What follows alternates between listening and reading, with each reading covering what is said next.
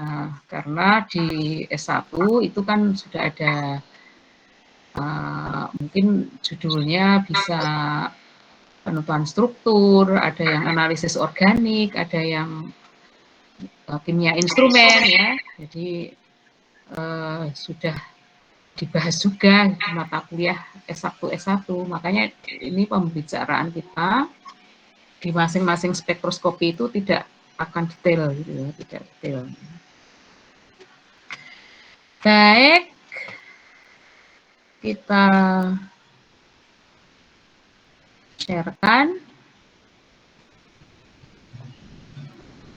Ya, jadi spektroskopi inframerah ini didasarkan ya apabila ada senyawa organik, kemudian disinari. Nah, disinari sinar di daerah IR. Ya. Nah, daerah IR itu biasanya dinyatakan dalam bilangan gelombang. Ya.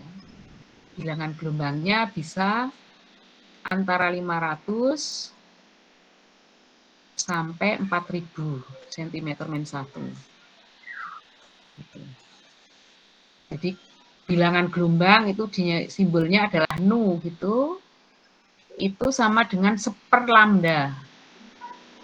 Nah, memang kalau menggunakan satuan panjang gelombang itu bisa ribuan, 50.000, 100.000 gitu ya. Jadi mungkin dengan menggunakan satuan bilangan gelombang ini kan lebih ringkas gitu ya, antara 500 sampai 4.000. Nggak usah pakai nul yang panjang gitu loh, sehingga nanti buat grafik spektrum IR yang dibuat grafiknya itu hubungan antara persente terhadap bilangan gelombang gitu. Jadi di berbagai instrumen yang tersedia itu dinyatakan dalam hubungan antara persente dan bilangan gelombang gitu, bukan panjang gelombang. Ya karena ya tadi angkanya itu karena ratusan ribu gitu ya. Sehingga dalam nano gitu. Sehingga orang lebih senang dengan angka yang lebih singkat ini ya, 500 sampai 4000 gitu cm-1 ya, yang lazimnya. Jadi lazimnya itu dinyatakan dalam bilangan gelombang, dan bilangan gelombang itu sama dengan 1/lambda ya.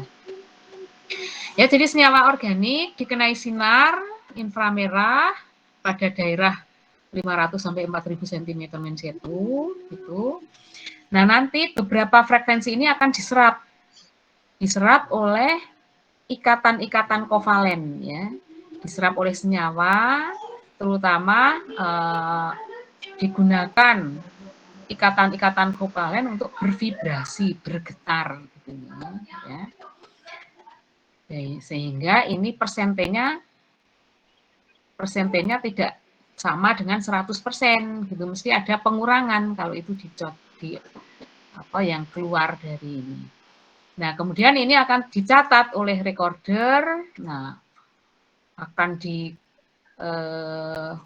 cetak ya dalam bentuk spektrum IR yang dihubungkan dari persente dan bilangan gelombang. Ya.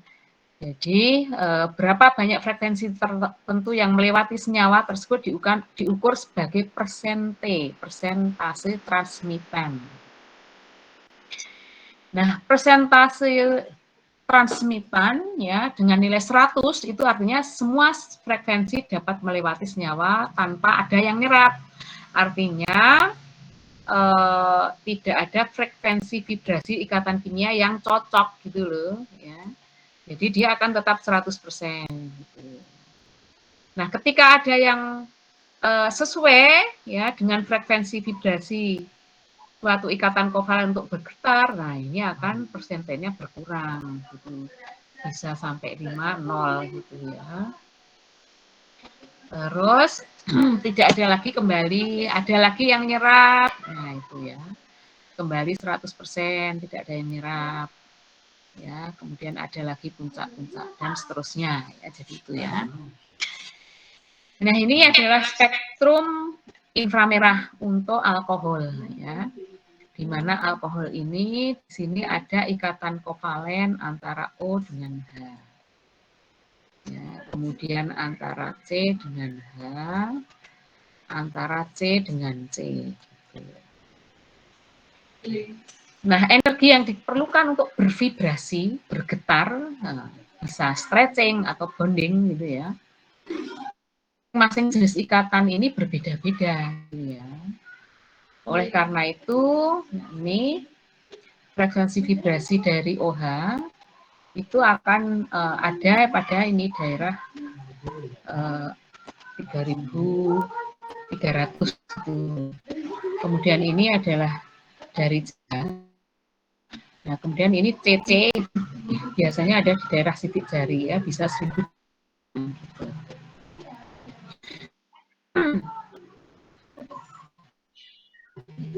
Nah, kemudian apa yang menyebabkan frekuensi itu diserap ya? Karena ikatan-ikatan kovalen yang ada di dalam sampel senyawa organik tadi.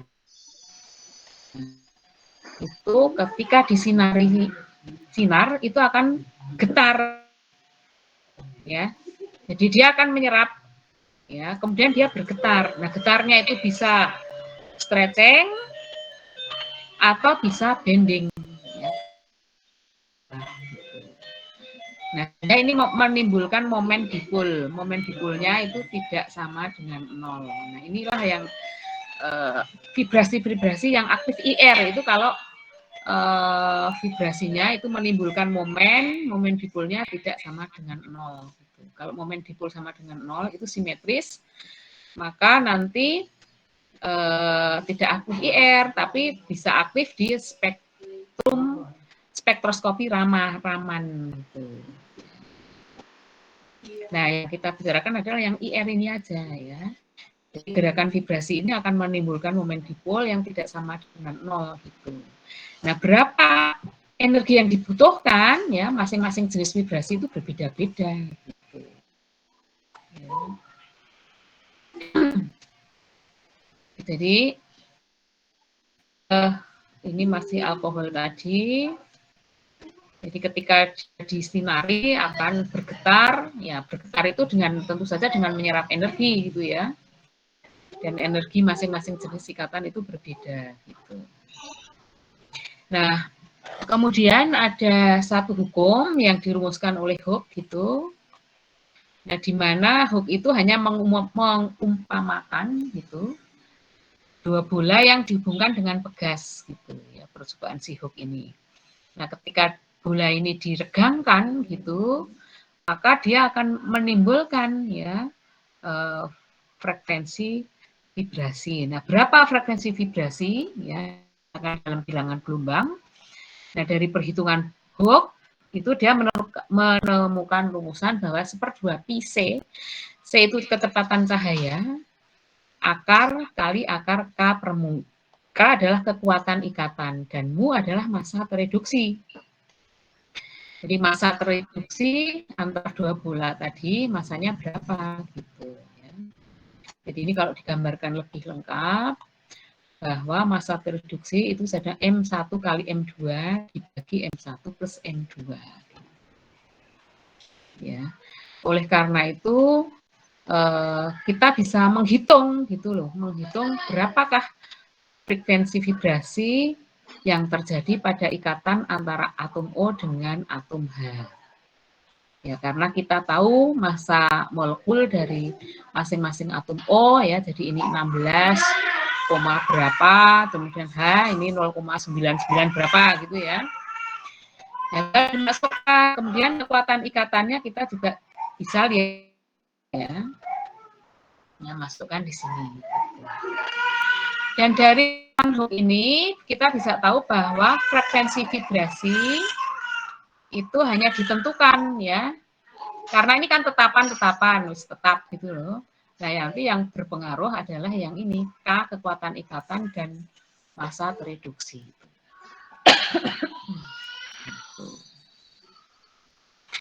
Nah, namun demikian si Hooke ini tidak memperhatikan lingkungan gitu loh ya, sehingga kadang-kadang kalau OH ini dihitung gitu loh dengan rumusan Hooke mungkin 3.200 atau 3.000 gitu loh. Tapi secara empiris ya ketika alkohol itu diukur gitu, ternyata serapannya itu melebar ya pada daerah antara 3.300 tadi sampai 3.000-an atau 3.100 ya kadang-kadang itu. Nah, ini disebabkan karena ya jadi kalau alkohol gitu, maka dia itu bisa mempunyai ikatan hidrogen ya. Jadi ada ikatan hidrogen antar molekul kan gitu. Nah, inilah yang menyebabkan ada ikatan hidrogen ini mempengaruhi gitu loh. Nah, jadi ini juga kan ada ikatan juga gitu meskipun tidak sekuat ikatan OH yang sesungguhnya ya, tapi yang jelas ini ada ikatan gitu. Nah, ini menyebabkan serapan atau bilangan gelombang dari OH tadi adalah melebar, serapannya melebar. Jadi karena ada banyak ikatan OH, baik yang ikatan hidrogen atau yang sesungguhnya ini di sini. Ya, senyawa-senyawa yang mempunyai ikatan hidrogen itu biasanya akan membentuk serapan yang melebar. Nah, kemudian kekuatan ikatan itu dipengaruhi oleh banyak faktor ya. Jadi sama-sama ikatan antar kovalen C gitu ya, tapi kalau ikatannya berbeda-beda, ya ada ikatan tunggal, ikatan double bond, ikatan gitu ya. Ini kekuatan ikatannya beda gitu loh. Nah, oleh karena itu frekuensi vibrasinya itu juga akan berbeda ya. Tentu saja kalau triple bond itu kan kekuatan ikatannya tinggi, lebih besar kan gitu ya. Kekuatan ikatannya lebih besar, otomatis frekuensinya juga menjadi lebih besar dibanding yang lain. Ya. Jadi untuk CC triple bond itu muncul di 2150, CC double bond di 1650, CC ikatan tunggal di 1200 gitu. Karena kekuatan ikatannya beda. Nah, ini oleh si Hooke itu tidak diperhatikan gitu. Dia tidak mempertimbangkan ya pokoknya kalau masanya itu apa sama-sama C gitu ya. Terus lingkungan di sekitar C itu ada apa, itu dia tidak memperhitungkan gitu. Tapi kekuatan ikatan kan ya, tapi lingkungannya itu misalnya C di sini terus berikatan dengan CL gitu, si Hooke itu tidak memprediksi. Ya. Nah, kemudian juga harga massa tereduksi juga tentu saja akan naik ya sesuai dengan massa atom yang berikatan. Jadi kalau ini tentu saja massa atomnya makin besar gitu, ya tentu juga akan berpengaruh terhadap frekuensi vibrasi ya. Jadi frekuensi vibrasi berbanding harga K per mu gitu. Kalau massa tereduknya itu besar gitu, nah otomatis frekuensi vibrasinya jadi rendah ya, jadi makanya ini jadi lebih kecil kan. Oke, kemudian kekuatan dipengaruhi oleh jenis hibridisasi atom ya. Jadi ini ikatan kovalen CH, tapi C-nya beda-beda ya. Ada CH triple bond, ada CH double bond, ada CH yang ikatan tunggal. Ya tentu untuk triple bond kan ini hibridisasi C ini adalah SP. Kalau yang di sini adalah SP2, ya yang di sini SP3. Nah, tentu saja kekuatan ikatannya beda sehingga frekuensi vibrasinya juga berbeda. Kemudian ada faktor-faktor yang lain yang mempengaruhi ke frekuensi vibrasi, itu ada yang disebut dengan kopling vibrasi. Ya. Jadi itu kalau ada dua ikatan yang bervibrasi yang berdekatan, gitu loh. Nah, maka itu akan menimbulkan yang disebut dengan kopling vibrasi. Bisa kopling itu dari dua vibrasi yang fundamental atau dengan overtone ya. Overtone ini vibrasi yang mengikuti dari fundamental gitu.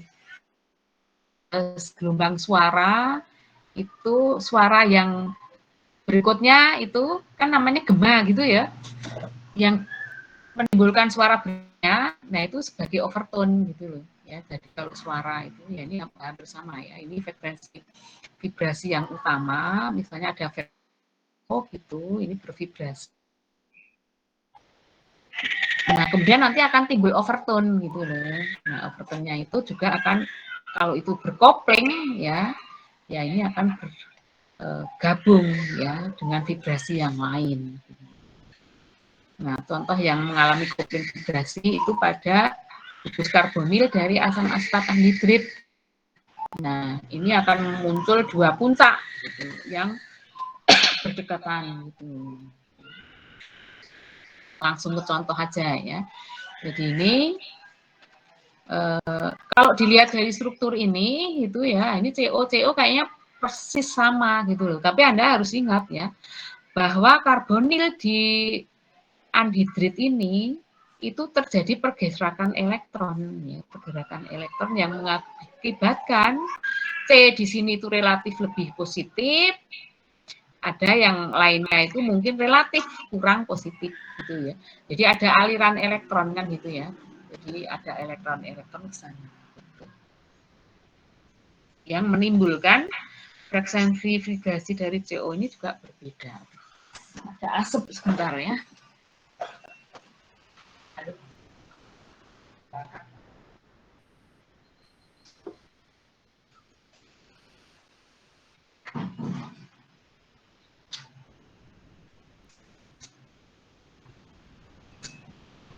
Nah, zaman sudah modern, buang sampah juga murah, tapi tetangga itu ada yang suka bakari sampah gitu, jadi asapnya masuk. Oke, kemudian ini ya senyawa amida ini juga menimbulkan kopling ya, sehingga ada muncul dua puncak ya, dengan puncak yang hampir berdekatan ini di sini. Cuma yang satu agak lebih tajam, yang satu medium gitu. Nah, kemudian juga ya ini kopling vibrasi itu juga terjadi pada CH aldehid ya. Jadi CH aldehid itu muncul dua puncak. Jadi muncul dua puncak yang diakibatkan oleh kopling vibrasi. Ya. Jadi di sini karbonil, kemudian ada CH aldehid yang pecah jadi dua di sini.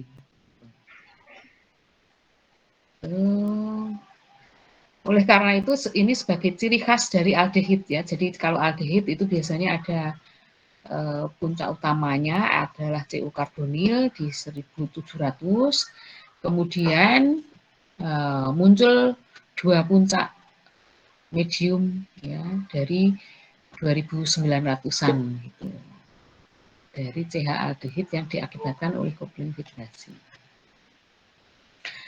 Terus ikatan hidrogen ya. Jadi kalau ada ikatan hidrogen, baik itu intramolekul atau intermolekul gitu, intra atau inter, maka serapannya di daerah 3500, sekitar 3500 itu adalah melebar. Atau kalau senyawanya itu mengandung NH ya, ini juga bisa mengalami ikatan hidrogen kan gitu. Jadi ONS itu bisa mengadakan ikatan hidrogen. Nah, ini contoh fenol ya, ini juga melebar gitu ya. Nah, kemudian juga ada efek elektronik ya. Jadi frekuensi vibrasi juga dipengaruhi oleh adanya resonansi maupun efek induksi yang berakibat terjadinya pergeseran ke arah frekuensi vibrasi yang lebih tinggi atau lebih rendah. Ya, jadi kalau aseton, keton, senyawa karbonil dari aseton gitu. Ya ini 1715 misalnya gitu ya. Tapi kalau keton ini ya mengalami resonansi akibat gugus yang lain ya. Jadi untuk senyawa di sini. Nah, elektron dari metoksil ini akan diberikan ke cincin ya. diberikan ke cincin, kemudian ke aromatik, ini mengalami resonansi gitu. Nah, sehingga CO di sini itu kadang-kadang bertindak sebagai CO ikatan tunggal. Gitu. Jadi CO negatif, ini yang positif kan itu ya, kalau mengalami vibrasi. Nah, maka CO yang karakternya menjadi tunggal, maka ini K-nya turun gitu. Nah, karena turun ya, K tunggal kan lebih kecil dibanding K kekuatan ikatan tunggal, ya, lebih kecil dibanding K ikatan rangkap. Gitu ya. Jadi K-nya turun, otomatis frekuensi vibrasinya juga turun. Ya, misalnya dia akan muncul di daerah 1650 gitu.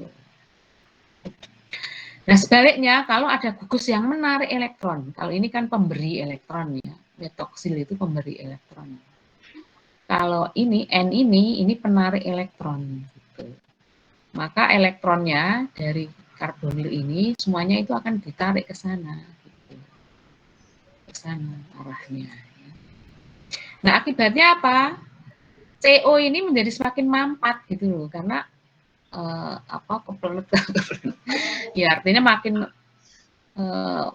arahnya itu karena dari O ke C gitu ya, sehingga kekuatan ikatannya ini bertambah gitu, kekuatan ikannya jadi bertambah, maka CO-nya naik ya, sehingga di sini serapannya mungkin 1750 atau bisa juga lebih gitu loh, mungkin 1800 kalau ada gugus seperti ini.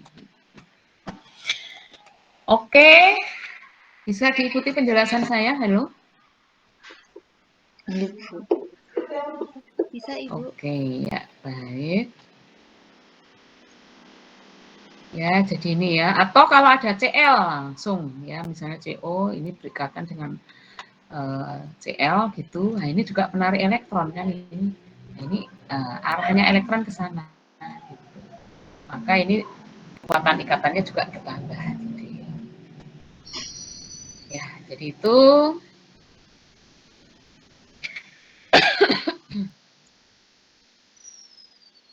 nah, ini juga sama gitu ya. Jadi tadi kalau ada ikatan rangkap itu, nah ikatan rangkapnya ini juga cenderung menarik elektron, memberi elektron gitu. Jadi alirannya itu ke sana. Itu arahnya ya. Sehingga ini negatif sama positif. Ini ke arah O ini. Maka ini K-nya juga berkurang gitu. K-nya lebih kecil. Oke, jadi ini efek karena resonansi. Terus ukuran cincin ya, ternyata ukuran cincin itu juga mempengaruhi kekuatan ikatan. Ya, jadi kekuatan ikatannya, kalau cincinnya itu lebih ini besar gitu ya. Jadi cincin yang kecil memerlukan lebih karakter P untuk ikatan C, untuk ikatan CD dengan sudut kecil. Ya. Ikatan rangkapnya menjadi berkarakter S, sehingga K-nya naik gitu, K-nya naik.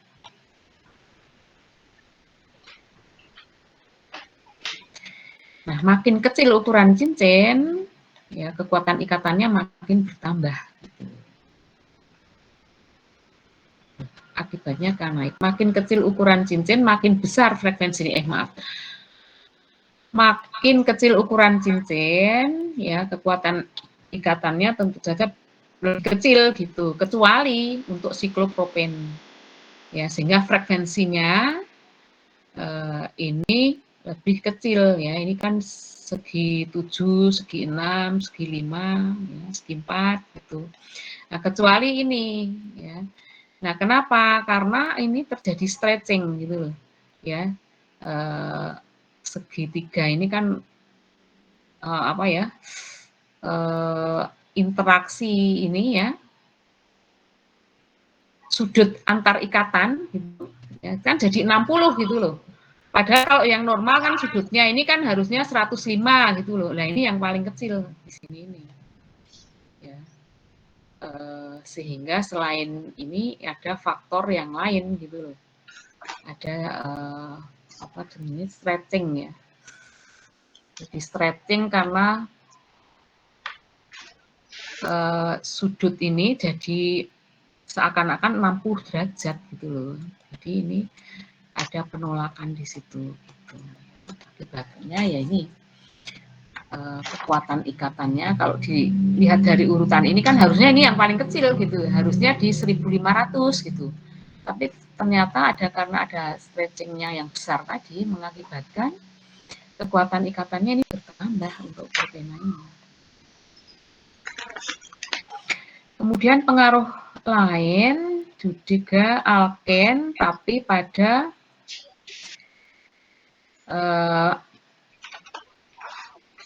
contoh serapan vibrasi dari CC dalam cincin, yang ini yang Indo dan yang CC di luar ya.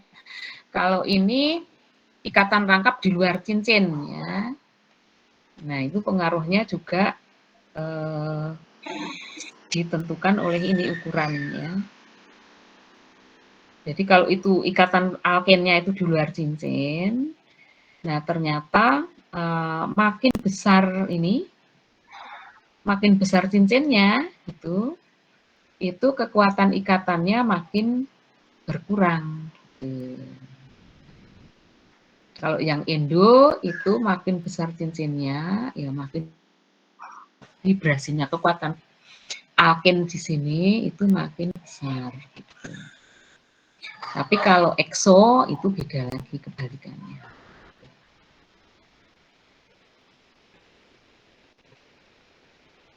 Terus, nah ini daerah terpenting dari IR ya, itu panjang gelombangnya ya, atau bilangan gelombangnya 3.700 sampai 3.000 itu untuk stretching dari OH ya. Namun demikian masing-masing jenis stretching ya, frekuensi vibrasi ya dari masing-masing jenis ikatan di sini ini itu beda-beda gitu loh.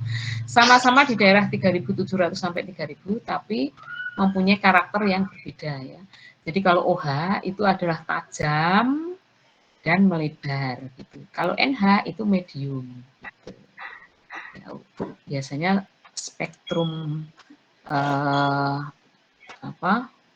vibrasinya itu relatif kecil gitu untuk NH. Gitu. Ya jadi uh,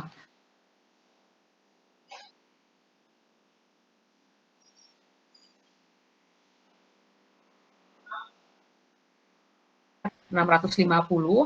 Nah ini masing-masing jenis golongan ini itu juga ada karakternya gitu. Jadi beda gitu loh. Ya, tidak kalau keton memang 1715. Nanti untuk yang lain ya karena ada gugus-gugus yang lain itu akan mempunyai daerah yang sedikit berbeda gitu. Untuk asam karboksilat misalnya ya itu akan sedikit berbeda karena tadi ada efek elektronik dari gugus-gugus yang ada di sekitarnya tadi. Ada aldehid.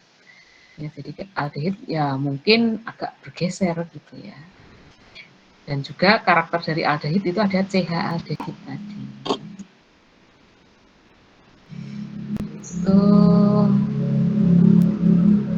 Nah, kemudian ini contoh-contoh ya.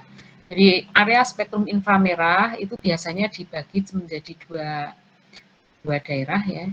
Ada yang disebut dengan daerah gugus fungsi utama yang 4.000 sampai 1.500. Nah, gugus itu akan muncul di daerah ini. Misalnya ada OH tadi ya. Jadi OH itu di daerah 3.500. Ini OH gitu. Ada CH alifafik. Ya. Terus ada CO karbonil misalnya senyawa keton ya, itu muncul di daerah 1700. Ada CC aromatik itu juga 1600 sampai 1500. Nah, kemudian daerah yang sidik jari itu 1500 sampai 1000. Nah, yang disebut dengan sidik jari itu adalah karakteristik ya. Puntak-puntak di sini itu karakteristik dari masing-masing senyawa organik tadi. Tohnya ini sama-sama alkohol, maka gugus fungsi utamanya ya hanya OH. Ya, ada OH. Nah, CH ini tambahan ya. Yang jelas senyawa hampir senyawa organik itu pasti punya CH, gitu. Mesti muncul gitu loh CH itu. Nah, dua senyawa ini sama gitu loh. Ya, jadi ini OH dan CH. Ini puncak-puncak di daerah titik jari itu beda jauh. Gitu. Karena itu karakteristik dari senyawanya. Nah, informasi yang diperoleh dari IR ya, itu adalah dari gugus fungsi ya. Jadi IR itu berdasarkan frekuensi vibrasi dari masing-masing jenis ikatan ya. Maka dari serapan-serapan ini ya, itu kita bisa menentukan jenis gugus fungsi yang ada di dalam senyawa organik yang kita analisis. Nah, dari jenis gugus fungsi, maka kita bisa menentukan golongan. Ya, jadi kalau kita dapat spektra seperti ini, oh ada OH, ada CH, gitu, alifatik. Gitu. Oh, ini adalah senyawa alkohol, golongan alkohol. Strukturnya kayak apa ya? Tidak usah berbicara struktur ya, karena informasinya itu baru sebagian. Ya pokoknya senyawa alkohol, strukturnya apa ya nggak tahu.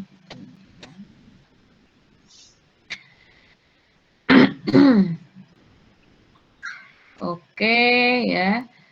Jadi agar kita menjadi mudah memahami ya, kalau kita membaca spektrum inframerah, maka langkah latihan yang pertama, ya Anda harus buat struktur apa aja terserah gitu. Nah, ketika sudah membuat struktur, kemudian Anda analisis ada jenis ikatan kovalen apa saja yang ada di situ. Ya. Kalau misalnya di sini ada CO karbonil, CO tunggal, ada OH, ada CH, ada CC. Nah, kemudian Anda boleh buka tadi tabel, tapi kalau nanti lama-lama sudah hafal ya nggak perlu buka gitu. Oh, CO dia akan muncul di daerah sekitar 1700 cm-1. Oh, ada CO tunggal itu munculnya di daerah 1100 sampai 1300. Juga tajam. Oh, ada OH. OH asam itu cirinya adalah melebar 3.500, kadang sampai 2.500-an.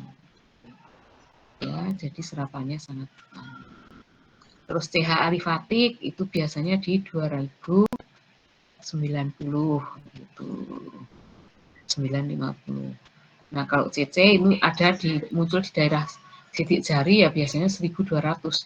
Tapi nggak perlu dianalisis kadang ya karena tapi untuk ngapal ke ya nggak apa-apa. Ini di daerah titik jari itu.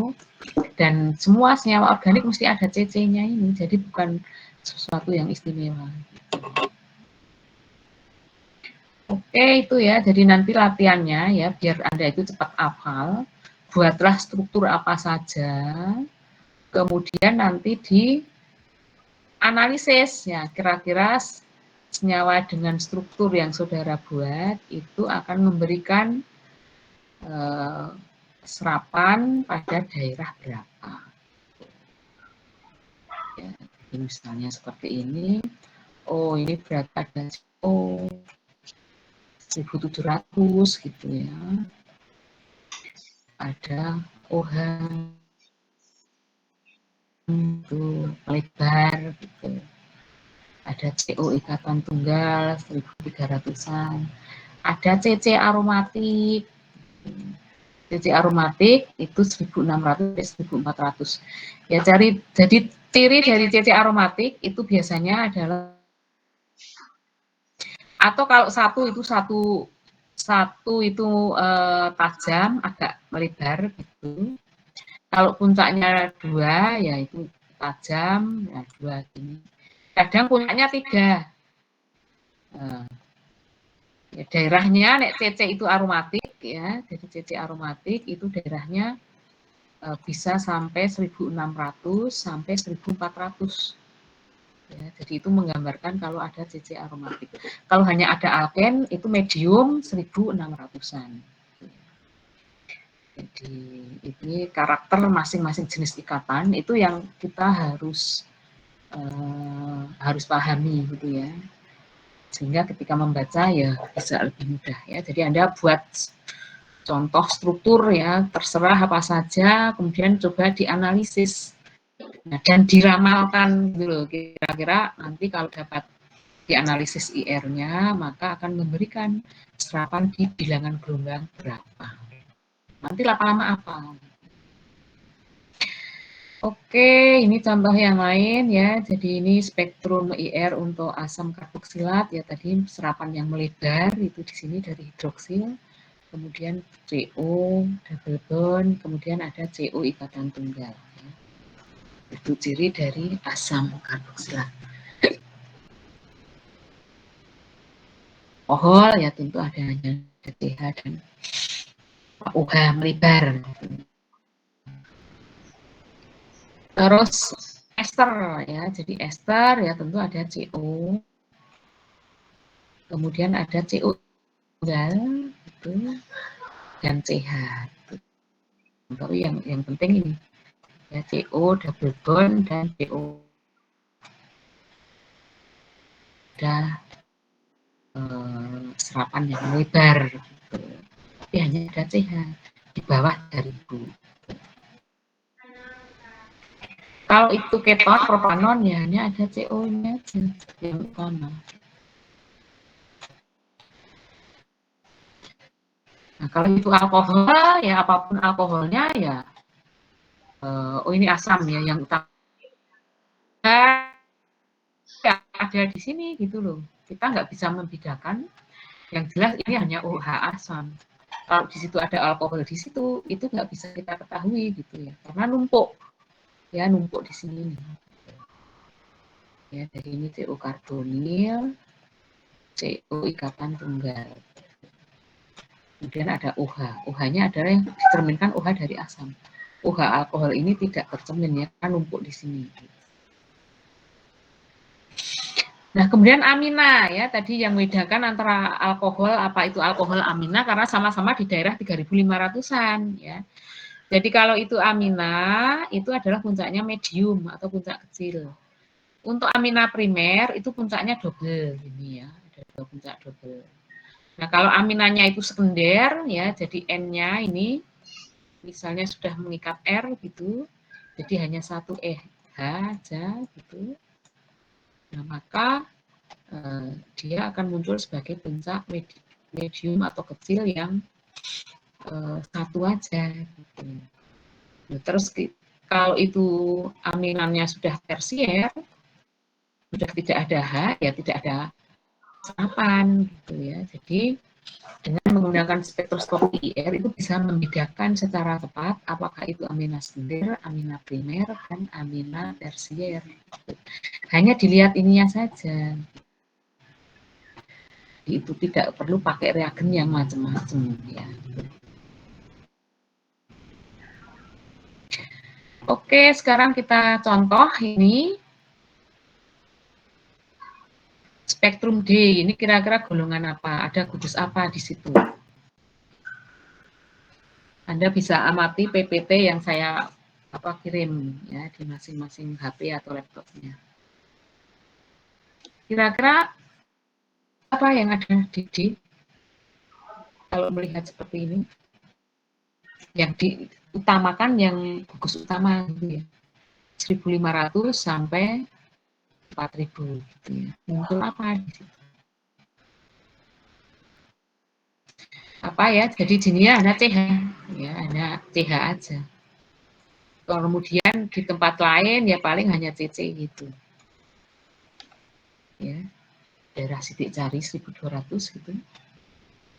Nah, kira-kira apa senyawa apa kalau hanya CH dan CC? Golongan apa ini? Halo. Alkana. Ya, golongan alkana atau hidrokarbon gitu. Oke. Nah, sekarang yang E. 1.700. Berarti ada CO. Daerah ini bersih ya, berarti tidak ada OH. adanya hanya CH alifatik. CH alifatik. Terus ini ada serapan yang tajam, agak lebar, mengindikasikan ada CO ikatan tunggal. Nah, kalau ada gugus fungsi seperti ini, akhirnya golongan apa ini?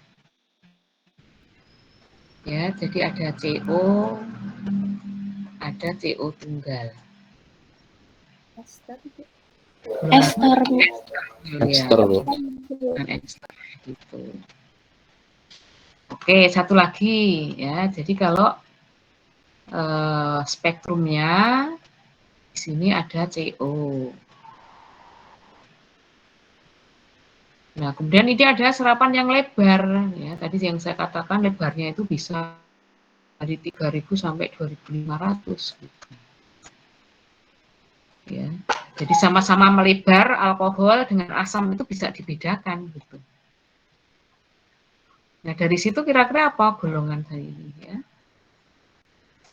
Jadi OH-nya ini sangat lebar. Ini berarti golongan apa? Asam karboksilat. Gitu. Oke, jadi dari data spektroskopi inframerah ya kita bisa kenali gugus fungsi yang ada di dalam sampel organik tadi. Dari gugus fungsi yang ada di sampel organik kita bisa prediksikan ya, golongan senyawa organik tersebut. Dari IR yang menentukannya. Nah, oke, kalau ada seperti ini, Anda ya, jadi kalau menganalisiskan itu kadang angka-angkanya langsung ditulis di puncak-puncaknya ini. Ada apa aja di sini?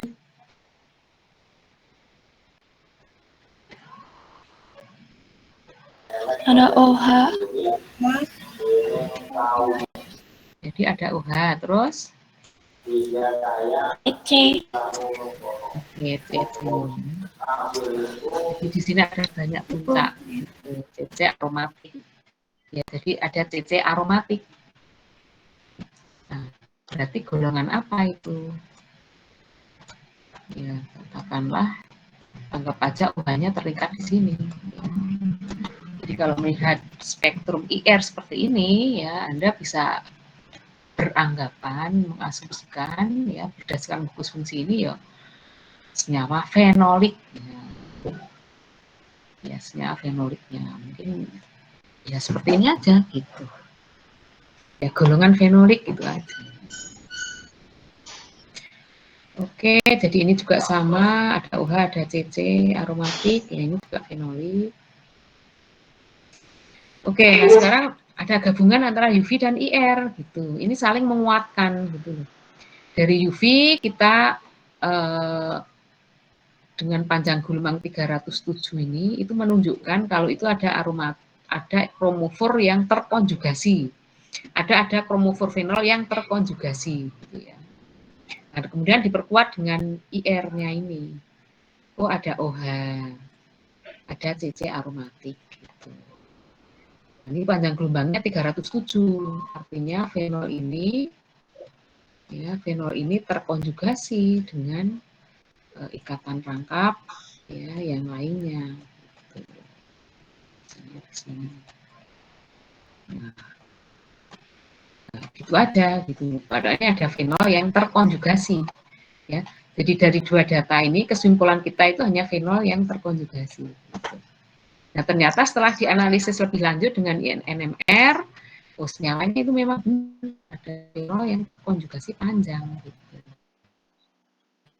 Tapi kalau ini setelah data proton karbon itu kita baru ketemu ini. Gitu. Kalau IR ya pokoknya ada fenol yang terkonjugasi tok titik. Dari UV dan IR itu hanya ini kesimpulannya itu. Gitu aja. Fenol terkonjugasi. Gitu.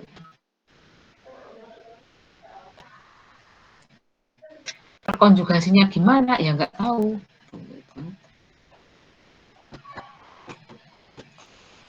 Oke, gitu. Nah, kemudian yang raman, tadi yang jelas kalau raman itu yang tidak memberikan momen dipol itu atau momen dipolnya sama dengan 0, itu dengan spektroskopi raman dengan IR, perbandingan ini dengan IR dan raman gitu. Cuma yang jelas spektroskopi raman itu banyak digunakan untuk identifikasi senyawa anorganik gitu ya.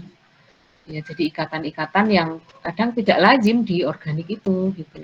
Misalnya ada Si dengan O itu kadang-kadang butuh raman gitu. Kalau organik kan nggak ada. Sehingga yang berkembang di organik itu ya hanya spektroskopi FTIR saja. Oke, nah ini peralatannya ya. Jadi peralatannya biasanya sampel itu ditambah dengan KBR ya. Jadi sampel organik misalnya jumlahnya sangat sedikit gitu, maka dibuat pelet KBR. Campurkan dengan kristal KBR, digerus, terus dibuat pelet gitu ya. Nanti peletnya tipis. Nah, tipis ini ya nanti terus taruh di sampel, ya, taruh di sampel, ya baru disinari, gitu. Sinar IR. Atau kalau sampelnya cair itu dioleskan ke NaCl bindo gitu loh. Jadi memang ini koyok lempengan NaCl. Nah, sampel cair tadi dioleskan. Ya. Kemudian dikasih alat seperti ini, gitu. Nah, disinari gitu aja. Cuma harus bebas air gitu loh yang cairan itu. Nah, ini instrumennya ya, ada 2 unit. Ini yang utama, terus ini yang komputer untuk mengolah data itu ya, untuk melihat tampilan spektrum IR-nya kayak apa gitu. Nah, ini ada pedoman ya, langkah-langkah untuk memeriksa pita-pita yang penting dalam analisis data spektrum IR ya. Jadi ini pertanyaan pertama, itu ada gugus karbonil gitu loh. Gugus karbonil itu gugusnya ya karakteristik gitu loh. Jadi kita mudah mengenali, mudah dikenali ya. Jadi kalau ada gugus karbonil, nah nanti diuji apakah itu asam, apakah itu amida, ya, apakah itu ester atau anhidrida, ya, atau aldehid atau keton. Gitu, ya. Jadi ada 5 kemungkinan. Kalau itu ada karbonil itu, ya. Kita tinggal mengidentifikasi kalau ada serapan melebar, berarti ada CO, ada OH, ya berarti golongan asam. Gitu. Ada serapan medium, ya kadang puncak tunggal misalnya, oh ada amida. Gitu. Ya, ada CO ikatan tunggal.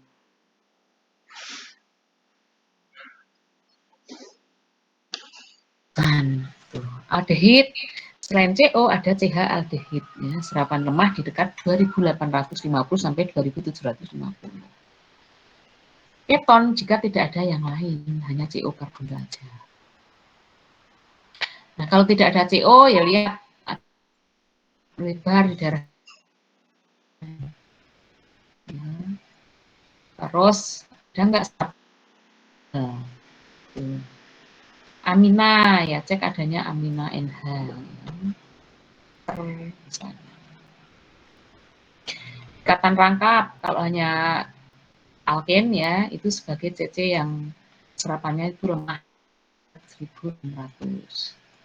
Ya, tapi kalau itu CC aromatik, nah itu biasanya memang bisa 1 puncak, 2 puncak, atau 3 puncak kalau itu CC aromatik itu.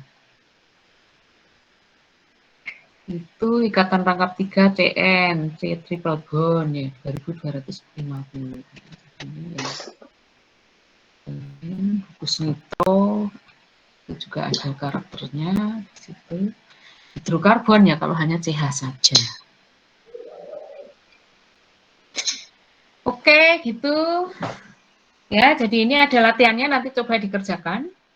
Ya, ini untuk latihan sendiri aja ya. Jadi dianalisis, oh ada CO, berapa daerah CO, langsung ditulis di sini. Oh ada CC aromatik, berapa serapan CC aromatik. Oh, ini ada CO tunggal. Oh, ini ada OH.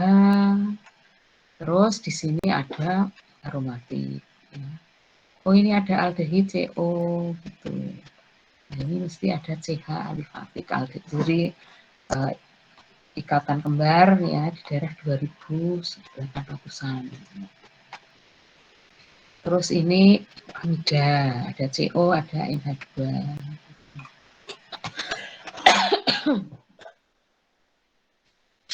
Oke, ini juga ya dengan R itu kita bisa membedakan karena jelas sama ini sini aja, yang lainnya sama. Oke, jelas beda.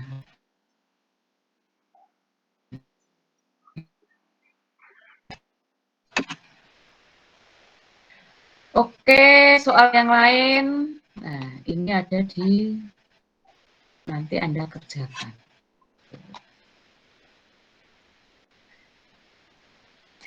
Jadi saya sudah ngupload tugas di Google Class gitu, silahkan nanti dikerjakan, diupload di link Google Class. Oke, sudah selesai spektroskopi IR. Utama dari itu akan golongannya gitu.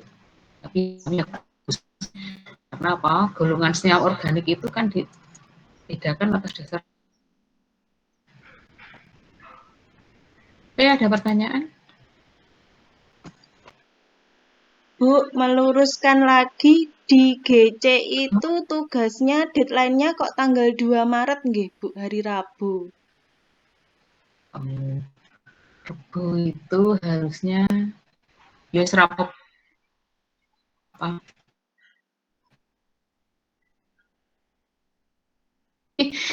Sebelum Rabu gitu loh, tapi ya udah wis kekip biar aja, nggak apa-apa. Lambat kalau Anda ngupload hari Rabu gitu ya. Oke, ada lagi? Bu, izin bertanya, Bu. Silahkan. Terkait kuliah minggu lalu tentang UV. Boleh, Bu?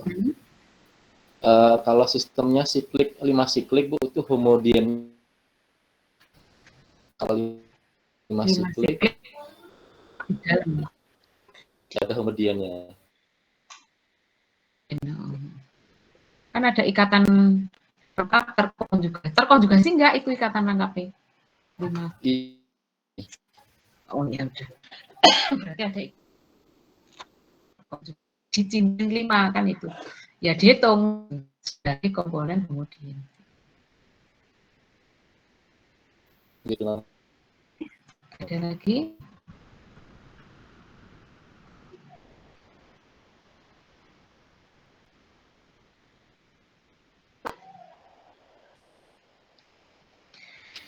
Oh ya, Bu, satu lagi boleh, Bu?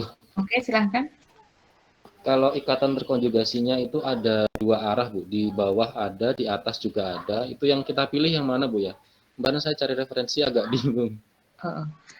Oh, di bawah ada. Nah, itu saling berkaitan enggak? Yang bawah dan atas tadi?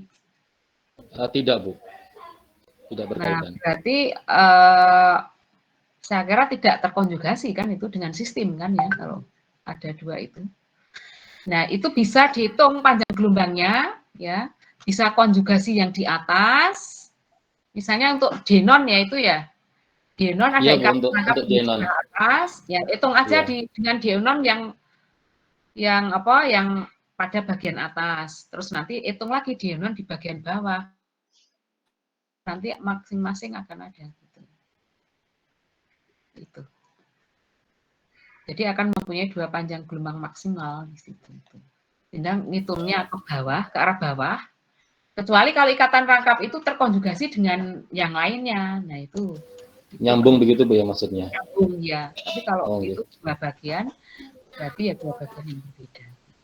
Oh, gitu. Berarti nanti ada 2 puncak gitu, Bu ya? Ada 2 puncak. Juga. Oke. Ya, Bu, terima kasih, Bu. Oke, ya. Melanjutkan kalau misalnya terkonjugasi berarti bagaimana Bu? Yang dari pertanyaannya Mas Gibia tadi. Ya dihitung gitu loh. Ya, sampai itu ujung. dihitung sebagai perpanjangan kan itu. Ya. Tapi kalau itu tidak terkonjugasi ya dihitung sendiri-sendiri gitu loh.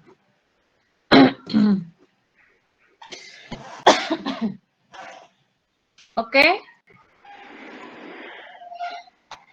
Cukup ya, jadi minggu depan ke spektroskopi NMR proton gitu ya. Jadi kalau bisa satu spektroskopi satu pertemuan gitu. Ya, nanti kita bisa untuk waktu untuk presentasi masih cukup. Gitu. Oke, baik. Enggak 6 nih udah. Nanti masuk semua kita salah. Saya akhiri. Assalamualaikum warahmatullahi wabarakatuh. Sampai Waalaikumsalam warahmatullahi wabarakatuh. Terima kasih Ibu. ya, sama-sama.